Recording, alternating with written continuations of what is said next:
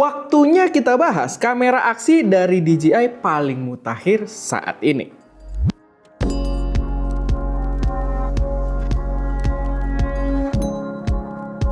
Halo semuanya, selamat datang di channel S Media dengan gue Erwin, dan pada video kali ini kita akan bahas DJI Osmo Action 6, kamera action cam, kamera aksi terbarunya DJI yang paling mutakhir dan keluar dengan harga yang cukup mengagetkan. Tapi mengagetkannya bukan hal yang baik ya, lebih ke hal yang buruk karena ternyata keluarnya itu dengan harga yang lumayan mahal dibandingkan jajaran-jajaran kamera DJI sebelumnya.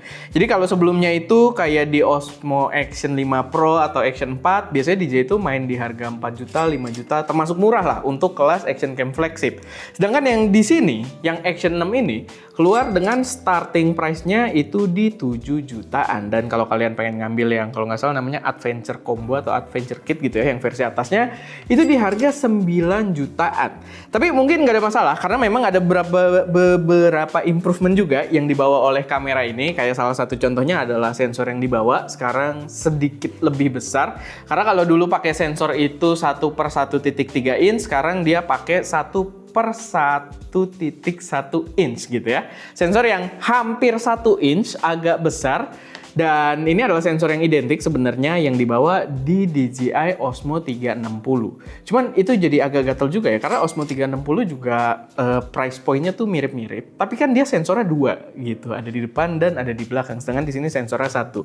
Tapi ya memang ada peruntukan yang agak berbeda juga, mungkin ada komponen yang agak berbeda. Tapi balik lagi buat gua, harganya sih agak tinggi dibandingkan ekspektasi gue dari sebuah action cam-nya DJI. Nah, sensornya yang lebih besar ini otomatis dia membawa improvement dari segi low light-nya. Low light-nya ketika kalian ngerekam di kondisi cahaya yang agak minim, dia sedikit lebih bagus dibandingkan Action 5 Pro. Sama dia juga sekarang membawa kayak satu fitur namanya Open Gate. Namanya bukan open gate, sorry. Kita pakai keseluruhan sensor, ya itu biasa dipanggil open gate kalau di dunia kamera gitu kan. Tapi dengan orientation ya, kalau dia bilangnya orientation gitu, kita custom, itu dia pokoknya bentuknya agak aneh gitu. Jadi bentuknya tuh nggak kotak full sensornya, karena sebenarnya dengan ruang gambar lensanya itu melingkar, jadi dia di beberapa ujung-ujung sudutnya itu dihitamkan, dihilangkan sama sekali gitu daripada vignette. Walaupun gue nggak ada masalah ya, mendingan vignette aja sekalian gitu karena harusnya menambah ruang gambar. Tapi ya itu yang diberikan, jadi bentuknya agak membingungkan untuk penggunaan keseluruhan bagian sensornya.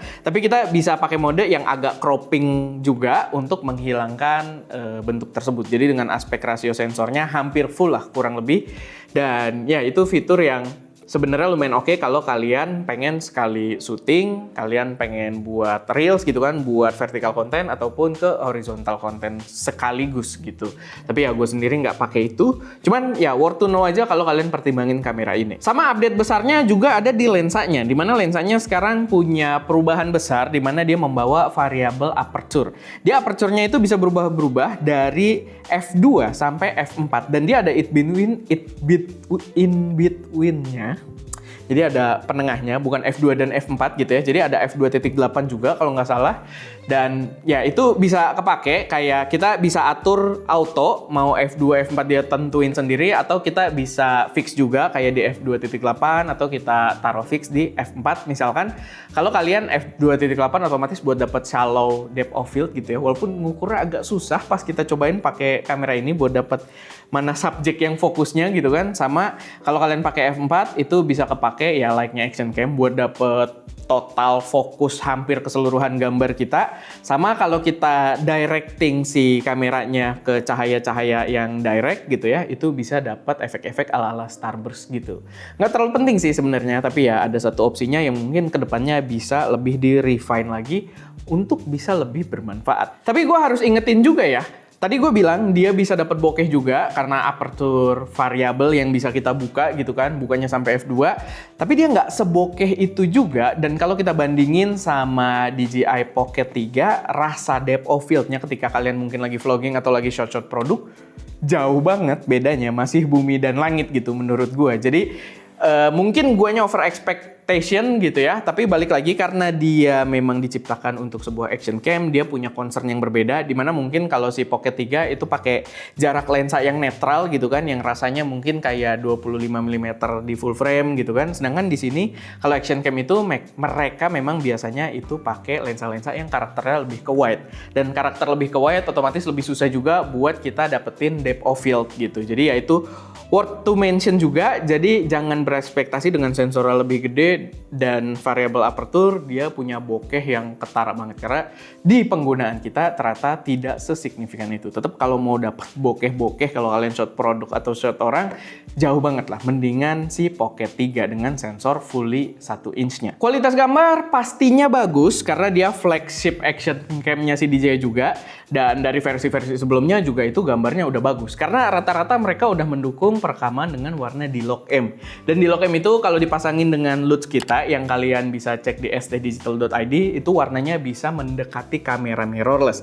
Yang pernah kita develop juga awalnya itu buat Pocket 3, tapi ternyata ya works untuk semua D-Lock-M yang ada di kamera-kamera dan drone-nya DJI. Jadi gambarnya bagus gitu, proper, bisa kelihatan kayak kamera mirrorless. Tapi to be honest, gue harus sampaikan gambarnya tidak sewah itu menurut gue. Perbedaannya tidak sesignifikan itu dibandingkan generasi-generasi sebelumnya kayak si Action 5 Pro ini gitu. Walaupun dia membawa sensor lebih besar dan ukurannya juga overall lebih besar dibandingkan si Action 5 Pro ini, tapi gambarnya gue sih merasa gambar yang sama dengan kualitas yang kurang lebih mirip itu bisa gue dapatkan juga dengan si Action 5 Pro ini gitu.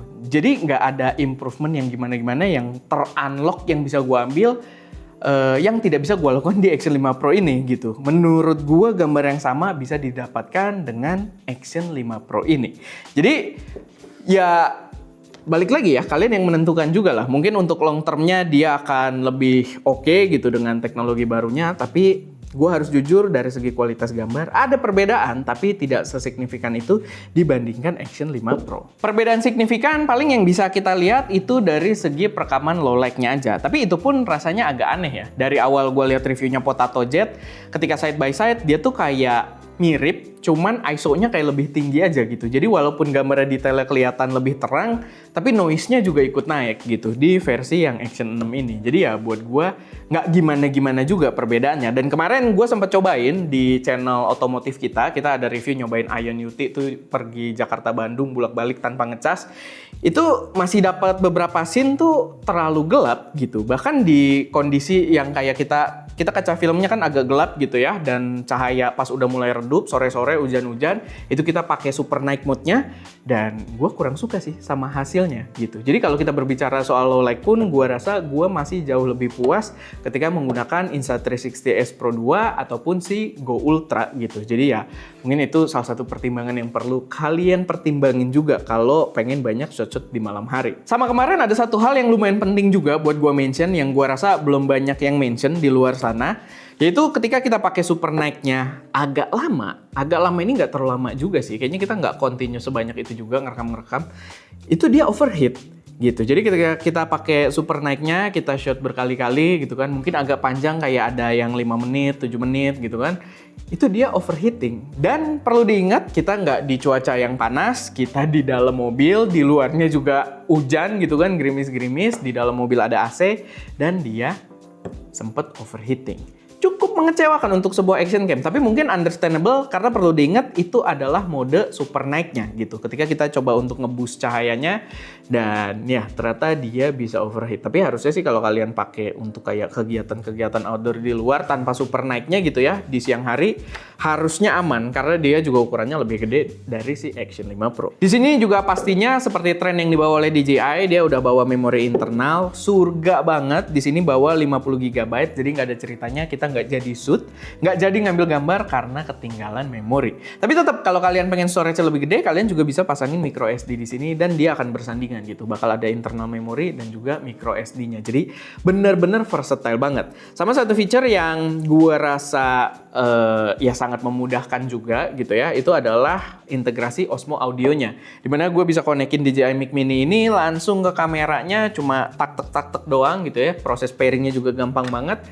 nggak pakai receiver tambahan, dan suaranya bisa langsung masuk dengan kualitas suara yang terbaik gitu. Jadi ya itu salah satu yang oke banget juga lah dari DJI. Tapi perlu diingat kalau itu bukan fitur eksklusif dari Action 6 doang. Kalian bisa dapat fitur itu juga di Pocket 3, di Action 5 Pro, Osmo Nano, Osmo 4 gue nggak tahu ya, Osmo Action 4 gue nggak tahu sih, gue agak lupa karena kita nggak ada juga Osmo Action 4, kita nggak bahas waktu itu. Tapi ya kurang lebih kalian bisa dapat itu di beberapa generasi-generasi sebelumnya gitu ya. Jadi itu bukan fitur eksklusif dari si DJI Osmo Action 6 ini. Overall kamera yang oke kalau kalian pengen pakai jangka panjang ke depannya. Ini adalah action cam yang menurut gue bakal awet juga dari segi kualitas dan juga durability.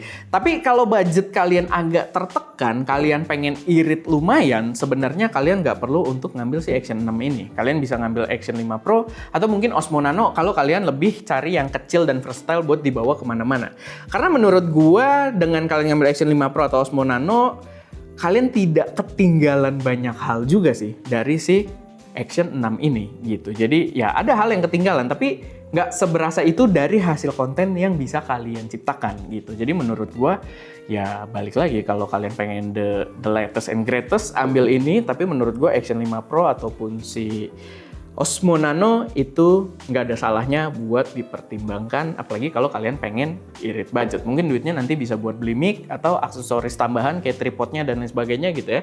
Jadi ya paling itu aja sih sedikit kesimpulan dari gua seputar Action 6 ini. Semoga bermanfaat. Tadi tuh kayak patah gitu ya ini, tapi ya udahlah. Semoga bermanfaat, semoga bisa jadi referensi buat teman-teman semua. Kalau ada koreksi, saran atau pertanyaan, atau kalian udah ada yang nyobain juga kameranya dan punya pendapat kalian sendiri, boleh taruh aja semuanya di kolom komentar. Dan ya itu aja. Gue Erwin, di belakang kamera ada Ska, dan jangan lupa untuk berkarya.